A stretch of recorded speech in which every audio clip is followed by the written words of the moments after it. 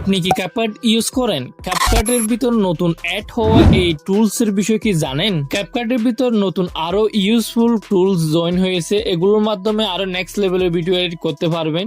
যেমন AI text to image, যে কোনো লেখা লেখে আপনারা ইমেজ ক্রিয়েট করতে পারবেন। তারপর যে কোনো ছবির ব্যাকগ্রাউন্ড রিমুভ করতে পারবেন, ছবি ইনহ্যান্স করতে পারবেন, ছবি এডিটিং করতে পারবেন। যে কোনো ছবির যদি ফেসের মধ্যে যদি দাগ থাকে সেটা ক্লিন এবং স্মুথ করতে পারবেন। এছাড়া আরো অনেক ইউজফুল টুলস আছে, আপনাদেরকে আমি একটা একটা করে সব দেখাবো কোনটার কি কাজ। ওকে, প্রথমে আপনারা যদি ক্যাপকাট অ্যাপ্লিকেশন দিয়ে আপডেট দেওয়া না থাকলে আপডেট দিয়ে দিবেন, দেওয়ার পরে ওপেন করবেন। ওকে, ওপেন করার পরে এরকম একটা ইন্টারফেস শো করবে। সো এখান থেকে প্রথমে আপনারা লগ ইন করে নেবেন, আপনার টিকটক অথবা ফেসবুক ইমেল দিয়ে কোনো একটা দিয়ে লগ ইন করে নেবেন। ওকে, লগ ইন করার পরে উপরে যে অপশনগুলো দেখতে পাচ্ছেন, এই অপশন থেকে আমি যেগুলো কাজের আছে এগুলো আমি একটা একটা করে সব দেখাবো।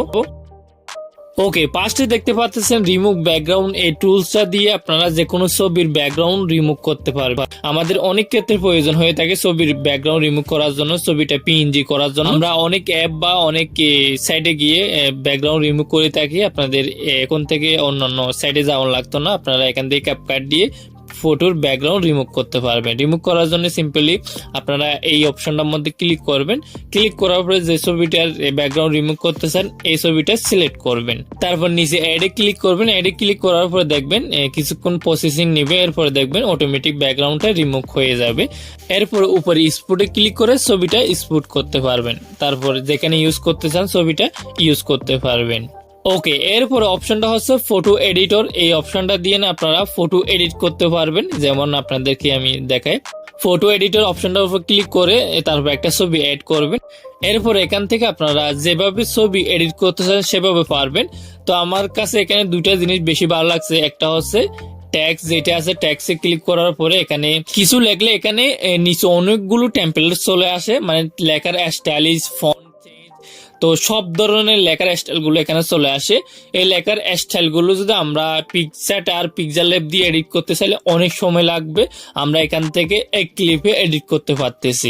এছাড়া এখানে আরো অপশন আছে স্টিকার, এড ফটো, এক্সেস, এগুলো চাইলে আপনারা ইউজ করতে পারবেন। তো এরপরে ফিল্টার, এখানে ক্যাপকাটের ভালো ভালো ফিল্টার আছে, আপনারা চাইলে ছবির মধ্যে ফিল্টার এড করতে পারবেন। ফিল্টার অপশনে ক্লিক করবেন। এরপর এখানে অনেক সিনেমাটিক ফিল্টার আছে, আপনার ছবিটাকে অনেক সুন্দর করতে পারবেন ফিল্টার এড করে করে।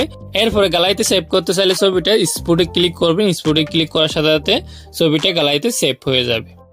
ওকে, দেন এরপরে হচ্ছে অটোকাট। অটোকাট অপশনটার মধ্যে ক্লিক করবেন। এরপরে টাই নাও এখানে ক্লিক করবেন। দেন এখান থেকে আপনারা একটা ছবি বা ভিডিও সিলেক্ট করবেন।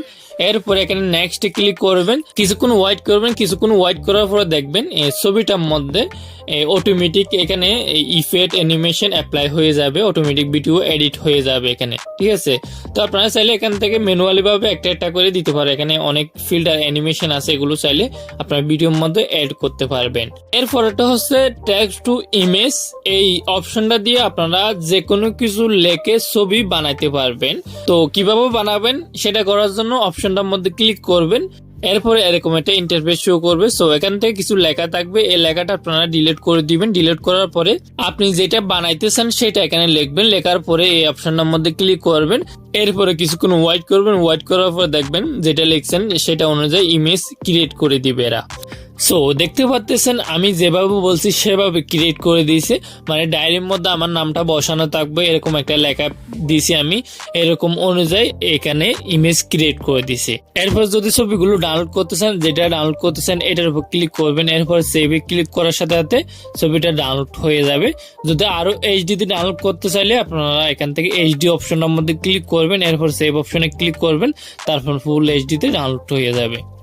এরপরে টুলসটা হচ্ছে আপনাদেরকে দেখাবো, সেটার নাম হচ্ছে রিটাচ। এটা দিয়ে নিয়ে আপনারা মেকআপ করতে পারবেন। আপনাদেরকে দেখায় কিভাবে মেকআপ করবেন। অপশনটার উপর ক্লিক করবেন।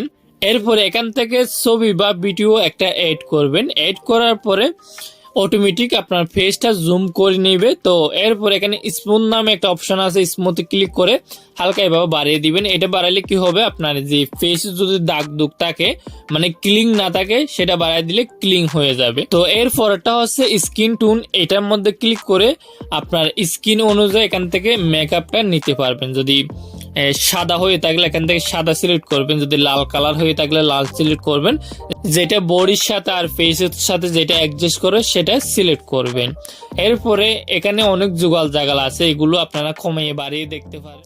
এরপরে ভিডিওটা গ্যালারিতে সেভ করতে চাইলে উপরে 3 অপশনের মধ্যে ক্লিক করে ভিডিওটা সেভ করতে পারবে। ওকে, এরপরে লাস্ট যেটা টুলস দেখাবো সেটা হচ্ছে ইমেজ এনহ্যান্স। তো এটার মধ্যে ক্লিক করে আপনি যে কোনো ছবির ব্লার হয়ে থাকলে মানে ঝাপসা হয়ে থাকলে সেটার মধ্যে ক্লিক করে ছবিটা এনহ্যান্স করতে পারবেন, মানে ছবিটা এইচডি করতে পারবেন।